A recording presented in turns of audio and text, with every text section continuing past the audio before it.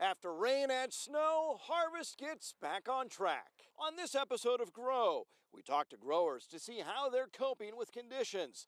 Then we look at the next steps following the president's announcement on E15. And teens are carving up fun on the farm with a unique business venture. It's time to grow.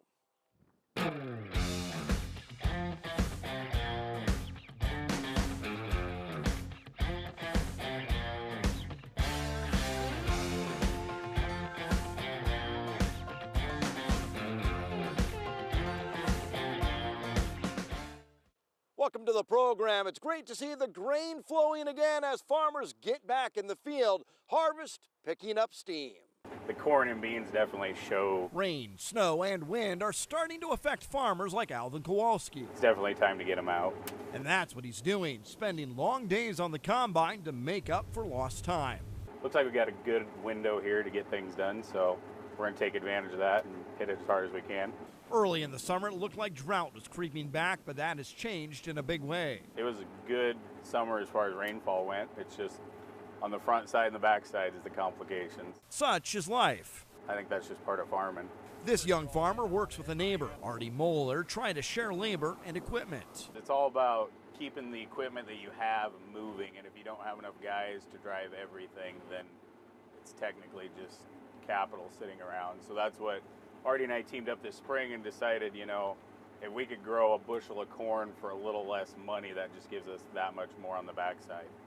Adjusted for inflation, the USDA says this will be the second worst income year on the farm since 2002.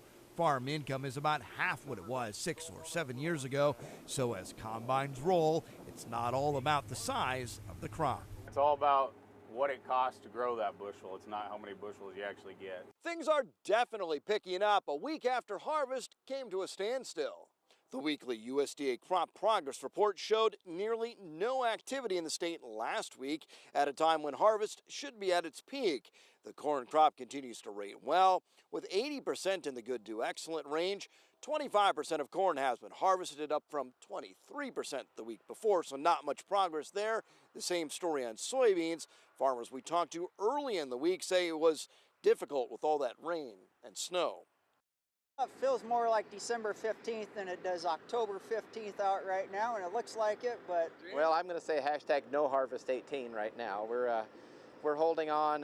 We're hoping to be in the field here in a few days. We were lucky we didn't get much snow here the last couple days, but it's muddy. It's muddy out there. We've got about half our soybeans to cut yet, so I've been helping another guy that's going to come cut a couple quarters of soybeans for me. He's picking corn and on some sand, so they've been able to go, but we have not been in ourselves since Saturday of the week previous, so yeah, been about 10 days. So there's going to be some harvest loss, but hopefully that'll be limited.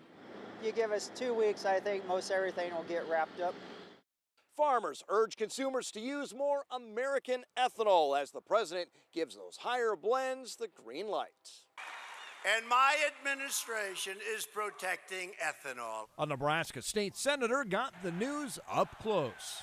The whole crowd just erupted in cheer when he announced that. But as the crowd fades, there's now a process to roll out higher ethanol blends. Plants like Chief Ethanol in Hastings can get it to the terminals and say many gas stations are ready.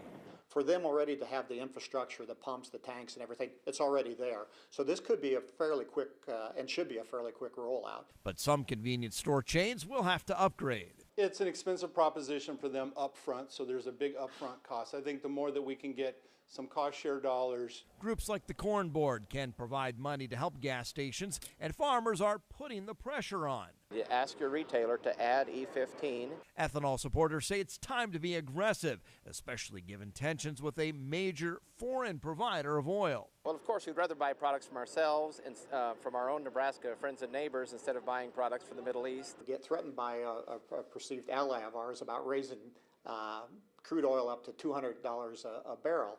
When we have fuel here that we can provide that gives us better performance and also a cleaner environment.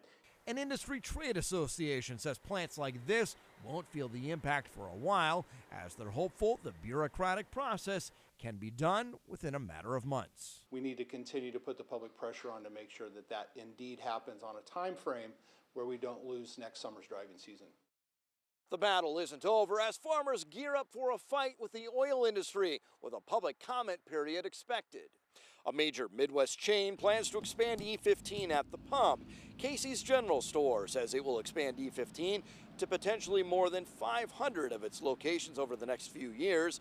E15 is approved for 9 out of 10 cars on the road today, and American drivers have surpassed 5 billion miles on it. This news could make Casey's the largest E15 retailer. E15 is currently available at more than 1,600 stations in 30 states. And do you use ethanol in your vehicle? As we look at results of our poll question, around half use E10, quite a few use either E15 or higher blends, and a handful of you say you do not use ethanol. Governor Pete Ricketts unveils new guidelines for livestock haulers, in part addressing the situation that happens when a person hauling livestock is pulled off the road. One of the things that I asked a few months ago was to have our state patrol work with various ag groups like We Support Ag and the folks that you see up here to be able to work on how can we streamline the process and set the expectations so that if there is something where a tractor trailer that's hauling livestock gets pulled off to the side of the road or is in an accident, how is the state patrol going to work with our truckers and our producers here in the state to make sure that all goes smoothly with regard to that. And a Central Nebraska native with experience in trade and communication joins the State Department of Agriculture as Assistant Director. Arapahoe native Amelia Breinig has been appointed Assistant Director. Breinig began her NDA duties this week. The state ag director says Breinig's background with trade and the economy will help the state's farmers and ranchers. She grew up on her family farm near Arapahoe and most recently worked for the U.S. Trade Representative in Washington. Some local kids carve up family fun on the farm. We will meet them later. Up next, meet the candidates for Congress. My name is Trevor Kirkhoff. I'm Tanner. I'm Caleb Kirkhoff. And you're watching NTV's Grow.